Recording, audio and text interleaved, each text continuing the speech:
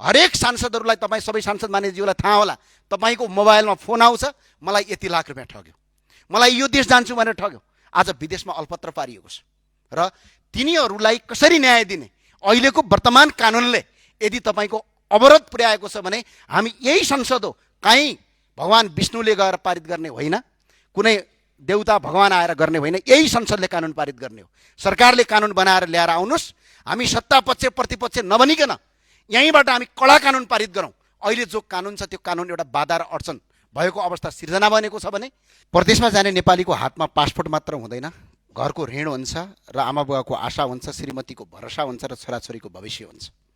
तर आज त्यही नेपाली विदेश पुगेपछि ठगीमा पर्छ, अल्पत्र पर्छ, तलब पाउँदैन, सम्झौता अनुसार फरक काम गर्न ऊ बाध्य छ र यति धेरै मानसिक अवस्था आउँछ कि ऊ आत्महत्या गर्न बाध्य छ र नेपालमा रातो बाकस भएर फर्किनुपर्छ। सम्माननीय सभामुख महोदय, त्यो भएको हुनाले कति मान्छे छ त भन्दा हाम्रो नेपाल करिब करिब जति अहिले हामी नेपालमा बस्छौँ यसको बराबरी छ।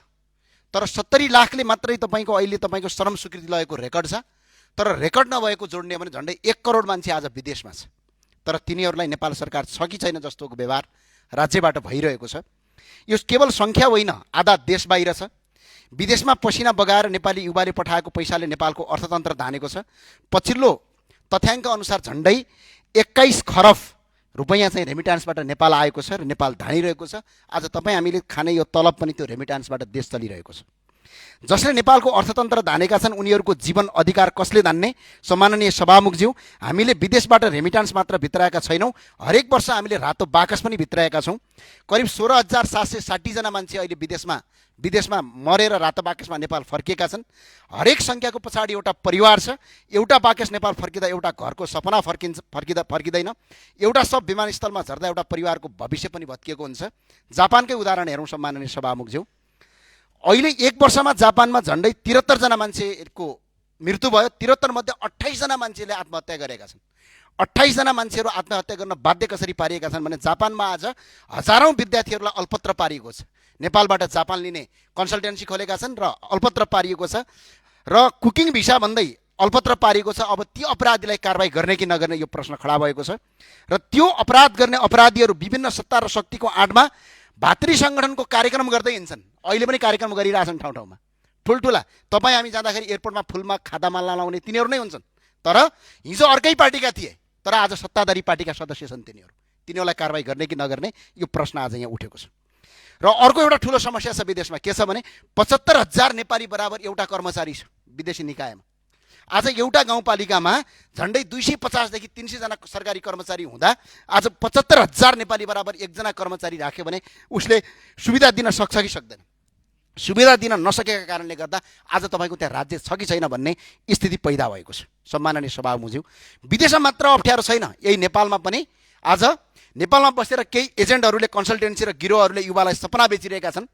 कुकको काम पक्का छ, कुकिङ भिसा सजिलै पाइन्छ, विद्यार्थी गएपछि काम सजिलै पाइन्छ, महिनामा यति लाख उति लाख भनेर तलबको व्यवस्था गर्ने, यस्ता आश्वासन दिने, घरको जमिन धितो राखिन्छ, ऋण लिन्छ, सुन बेचिन्छ, बाउआमाको कमाइ राखिन्छ। तर विदेशमा गएपछि न काम पाइन्छ, न भने जस्तो तलब पाइन्छ, न सम्झौता पाइन्छ। कतिपयको आज पासपोर्ट रोकिएको छ, कतिपय आज ठगीमा परेका छन्। त्यही भएर सम्माननीय सभामुखज्यू, आज यो संसदमा म अपिल गर्न चाहन्छु, यो सत्ता पक्षको कुरा होइन, यो प्रतिपक्षको कुरा होइन र यो संसदमा बोलेर यहीँ सकिने कुरा पनि होइन। यो संसदमा आज हामीले बोलिसकेपछि मन्त्रीको जवाफ चाहन्छु, जवाफ होइन काम चाहन्छु। र स्पष्टका साथ आज नेपालीहरू 1.5 लाखभन्दा बढी नेपालीहरू हरेक वर्ष ठगीमा परेका छन्। आज 1.5 लाखभन्दा बढी नेपालीहरू कसैले उजुरी दिएका छन्, कसैले उजुरी दिएका छैनन्। त्यसका लागि हामी सबै एकजुट हुनुपर्छ। सत्तापक्ष प्रतिपक्ष सब एकजुट बनेर एउटा संसदीय छानबिन समिति गठन गरियोस् र अपराधीलाई कारबाही गरौँ। कारबाही गर्न यदि राज्य सक्दैन भने राज्यले स्पष्ट भन्न सक्नुपर्छ कि मैले कारबाही गर्न सक्दिनँ। त्यो भएको हुनाले यो संसदमा बोल्ने मात्र विषयवस्तु होइन, यो हामीले बोलेर आज यहीँ टुङ्गिने विषयवस्तु होइन। एक छानबिन गरौँ। अहिले जानुहोस् त, हरेक गल्लीमा जानुभयो भने हरेक सांसदहरूलाई, तपाईँ सबै सांसद मान्यज्यूलाई थाहा होला, तपाईँको मोबाइलमा फोन आउँछ, मलाई यति लाख रुपियाँ ठग्यो, मलाई यो देश जान्छु भनेर ठग्यो। आज विदेशमा अलपत्र पारिएको छ र तिनीहरूलाई कसरी न्याय दिने? अहिलेको वर्तमान कानुनले यदि तपाईँको अवरोध पुर्याएको छ भने हामी यही संसद हो, कहीँ भगवान विष्णुले गएर पारित गर्ने होइन, कुनै देउता भगवान आएर गर्ने होइन, यही संसदले कानुन पारित गर्ने हो। सरकारले कानुन बनाएर ल्याएर आउनुहोस्, हामी सत्ता पक्ष प्रतिपक्ष नभनिकन यहीँबाट हामी कडा कानुन पारित गरौँ। अहिले जो कानुन छ त्यो कानुन एउटा बाधा र अडचन भएको अवस्था सिर्जना बनेको छ भने, होइन भने एउटा संसदीय छानबिन समिति तत्काल गठन गरियोस्। यसमा अपराधीलाई कसरी कारबाही गर्ने, नेपालका कन्सल्टेन्सीहरूले के गर्ने, यति धेरै ठगी भएको छ। आज मान्छे विदेशमा मर्न अल्पत्र परेको छ। आज अल्पत्र परेका मान्छेको उद्धार भएको छैन। त्यो भएको हुनाले सम्माननीय सभामुख मार्फत यो सरकारले संसदीय छानबिन समिति गठन गरी हामी सबै एकजुट बनेर विदेशमा अल्पत्र परेका नागरिकको उद्धार गरौँ भन्न चाहन्छु र यो अपिल गर्न चाहन्छु।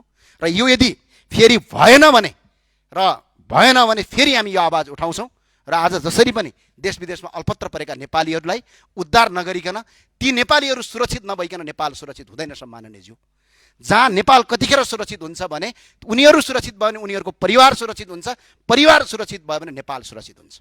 म यही अपिल गर्न चाहन्छु, यही अनुरोध गर्छु। संसदीय छानबिन समिति अब आवश्यक ठहरिएको छ, त्यो संसदबाटै संसदीय छानबिन समिति घोषणा गरियोस्। हस्, धन्यवाद।